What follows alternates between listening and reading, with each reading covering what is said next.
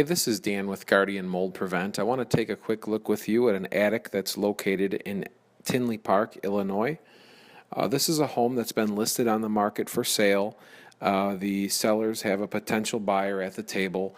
They had a home inspection done, and the home inspector came in. He flagged this attic space for what is noted on the report as a mold-like substance or possible mold growth. That's as far as a home inspector is allowed to go in terms of documenting it, unless the mold is actually tested. But obviously, with the amount of staining that they've got in this attic space, there's no doubt that there has been mold that is developed. The mold that is developed has been caused by condensation in the attic. We're going to look at a few reasons why you get condensation. You can see here that there's some can lights that have been installed in the ceiling of the living space, and they're uninsulated on the top. In an attic space, especially during the winter time, you want the temperatures in the air to be very similar to those of the surface of the wood.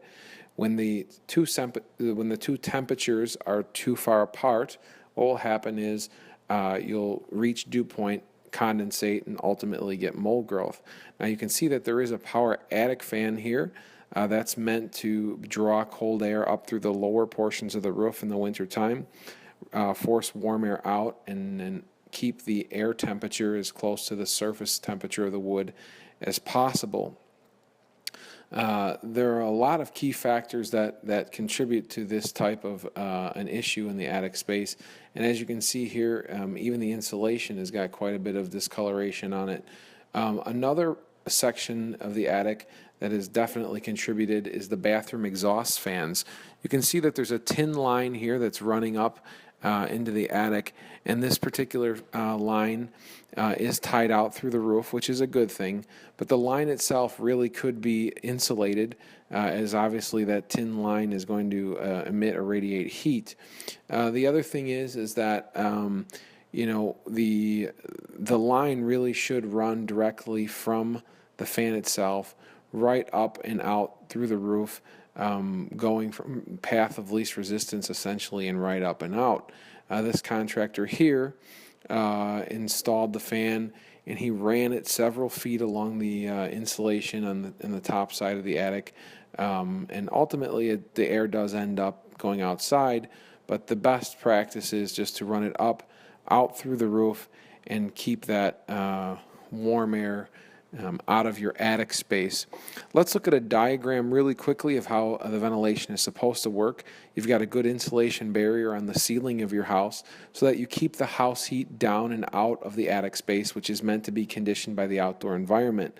Then you'll notice that the overhangs, or the lower portion of the roof, cold air is meant to get up into the soffits, forcing the warm air out through the upper portions of the roof, and keeping the air temperature and the surface temperature very similar so that we don't condensate and reach dew point and end up with mold growth.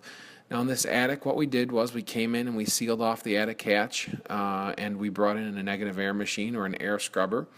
That is meant to run the air through HEPA filtration, keeps the air from exchanging with the living space while we're working.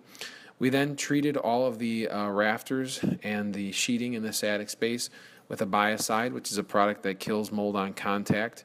We then physically scrubbed all of the surfaces of this attic to physically agitate the mold spores from the subject surfaces so that we can get a good coating on the wood itself. And then what we did was we put on a white acrylic-based mold-resistant coating. Comes with a 10-year manufacturer's warranty, and the air machine is then left overnight to continue to run the air through the HEPA filtration.